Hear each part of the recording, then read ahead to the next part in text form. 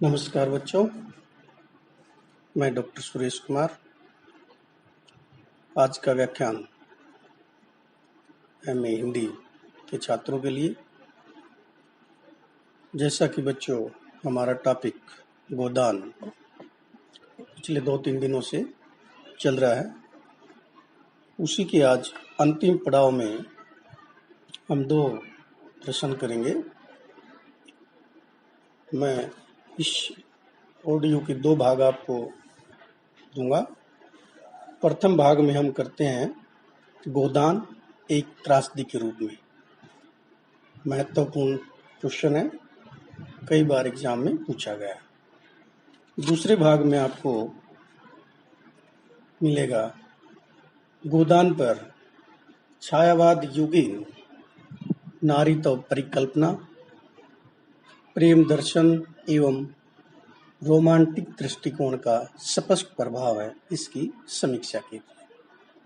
और ये इसी के साथ हमारा ये टॉपिक समाप्त हो जाएगा।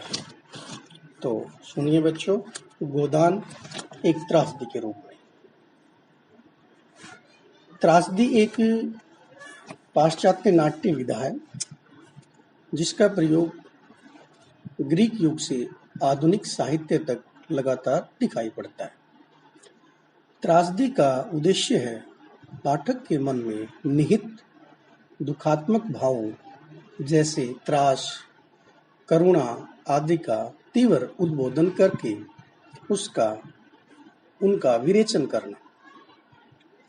इस उद्देश्य की प्राप्ति हेतु सर्वप्रथम अरस्तु ने तथा बाद में येटकिंस, मिस्टर बूचर तथा जॉर्ज लुकोच एवं हीगेल जैसे चिंतकों ने त्रासदी के कुछ नियम निर्धारित किए हैं। उन नियमों तथा विरेचन मूलक प्रभाव की उपस्थिति के आधार पर तय किया जा सकता है कि गोदान त्रासदी है अथवा नहीं है। तो शुरुआत में हम करते हैं त्रासदी की पहचान के प्रमुख बिंदु कि त्रासदी क्या है। त्रासदी का नायक रचना के अंत में पराजय या मृत्यु का शिकार होता है। शेक्सपियर की त्रासदियों में नायक की अनिवार्यतः मृत्यु होती है। हालांकि अरस्तु ने माना है कि नायक की मृत्यु आवश्यक नहीं है। अरस्तु के अनुसार यदि त्रासद प्रभाव की उत्पत्ति नायक की मृत्यु के बिना ही हो जाए तो ज्यादा बेहतर है। ये थे अरस्तु के। दूसरा है, त्रासदी के नायक के प्रति पाठक या दर्शक के मन में तीव्र सहानुभूति जागनी चाहिए ताकि वह उसके दुख या पराजय से द्रवीभूत हो सके। ऐसा तभी होगा जब नायक में अच्छे गुणों का निवेश हो, अर्थात वह जेंटल हो, भद्र हो। यह भी आवश्यक है कि यह भद्र नायक नैतिक उद्देश्य हेतु लगातार संघर्ष करे। हीगेल ने पाठक की सहानुभूति जगाने के लिए संघर्ष को सर्वाधिक महत्व दिया है।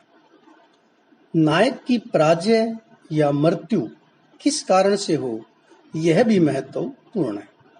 अरस्तु के अनुसार इसका कारण है हेमर्शिया अर्थात अति नैतिकता। हेमर्शिया का अर्थ अति नैतिकता के कारण होने वाले निर्णय संबंधी भूल।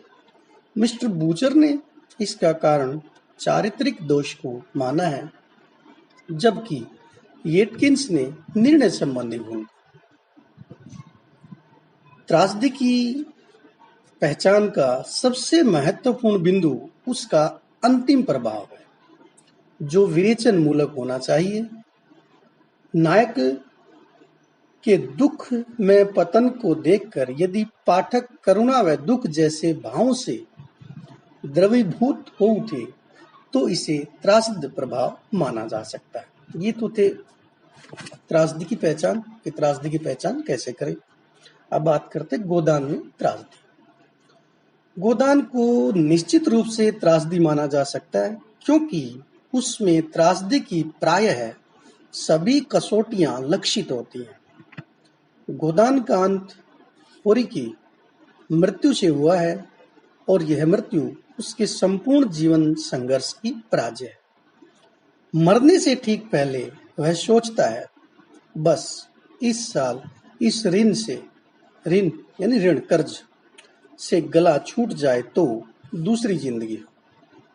किंतु दूसरी जिंदगी उसे हासिल नहीं होती, उसे ऋणग्रस्तता के दबाव में ही मर जाना पड़ता है। शेक्सपियरियन अर्थों में यह बेहद त्रासद अंत है। गोदान का नायक होरी पारंपरिक अर्थों में भद्र, उदात्त या कुलीन चाहे न हो, किंतु एक विशेष अर्थ में अवश्य भद्र है।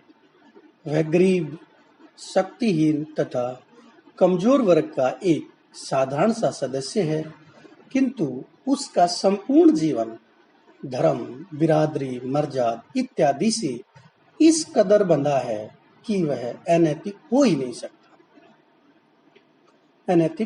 नहीं सकता। एक आध स्थान पर बहुत सीमित अर्थ में वह अनैतिक होता है, जैसे दमड़ी बंसोर के प्रसंग। किंतु ऐसी कुछ स्थितियां उसे अधिक मानवीय ही बनाती है। आधुनिक अर्थों में होरी एक नैतिक तथा भद्र चरित्र है। झुनिया को अपने घर में रखने का प्रसंग हो या हीरा को माफ करने का प्रसंग, उसका मूल नैतिक व्यक्तित्व बार बार झलकता है। होरी संघर्षशील नायक भी है। उसने अपने 3 लड़कों को दवा के अभाव में मरते हुए देखा है। उसकी एक छोटी सी इच्छा है, गाय पालने की इच्छा। यह इच्छा किसी भी अर्थ में अनैतिक नहीं है। इस इच्छा की पूर्ति हेतु वह संघर्ष करता है, बार बार ठोकरें खाता है और अंततः गाय की लालसा को मन में लिए ही मर जाता है। विडंबना यह है कि जिस गाय की लालसा उसके जीते जी पूरी नहीं हुई, उसी गाय को दान करने की मांग समाज उसकी मृत्यु पर गोदान परंपरा के नाम पर करता है।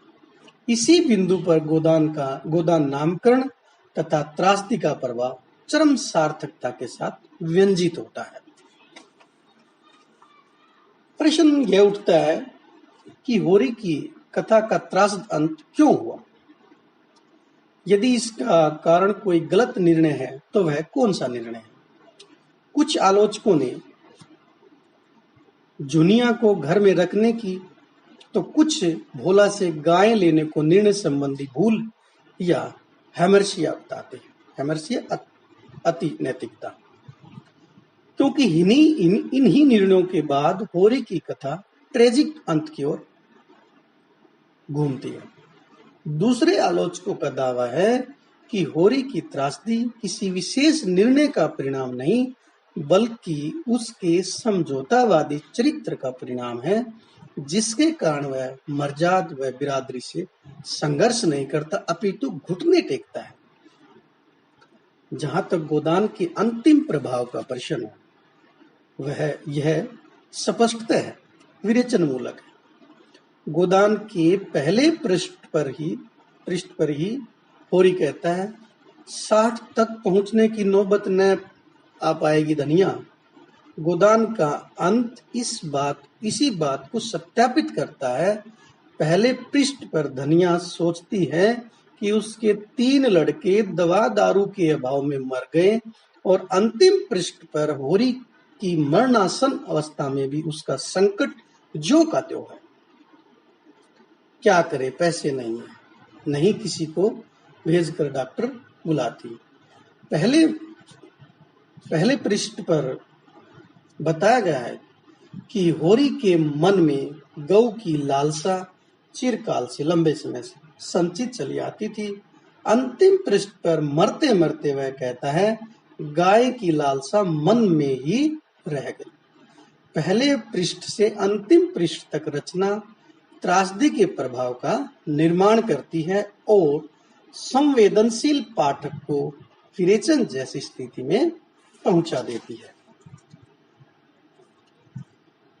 कुछ आलोचकों के अनुसार गोदान होरी की महत्वाकांक्षा की त्रासदी है। यदि होरी गाय की महत्वाकांक्षा न पालता तो वह साधारण जीवन तो जी ही सकता था। गाय की महत्वाकांक्षा न तो पूरी हो सकी, न ही उसने होरी का जीवन बख्शा। तो सबसे व्यापक व्याख्या यह है कि गोदान होरी की नहीं, भारतीय कृषक जीवन की त्रासदी है। साहूकारों, जमींदारों, पूंजीपतियों, धर्म मर्जाद बिरादरी के आतंक के भीतर एक साधारण कृषक जैसे कैसे मतलब साधारण किसान कैसे छटपटाकर दम तोड़ता है, गोदान इसी का प्रामाणिक दस्तावेज है। तो बच्चों, ये था गोदान किसकी त्रासदी है। तो गोदान होरी की त्रासदी है और गोदान भारतीय कृषक जीवन की त्रासदी है। अगले भाग में गोदान पर छायावाद युगीन नारी कल्पना। Thank you.